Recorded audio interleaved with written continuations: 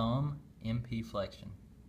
The patient will be seated with the elbow flexed, the forearm in 45 degrees of supination, the wrist at 0 degree neutral deviation, the MP and IP joints in extension, and the hand and the forearm supported on a firm surface.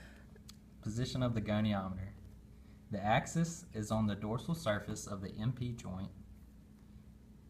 The stationary bar is over the thumb metacarpal, and the movable bar is over the proximal phalanx.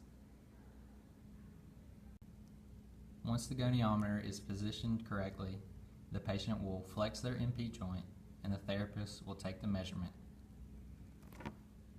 Hannah's MP flexion is 45 degrees. Normal flexion of the MP joint is 0 to 50 degrees. Thumb IP flexion.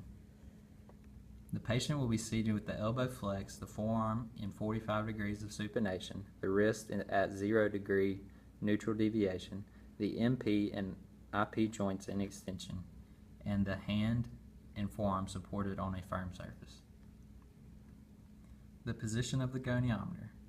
The axis is on the dorsal surface of the IP joint, and the stationary bar is over the proximal phalanx, and the movable bar is over the distal phalanx.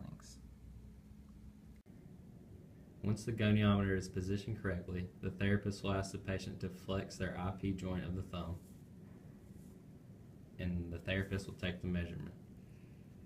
Hannah's IP flexion is 85. Normal range is 0 to 90 degrees.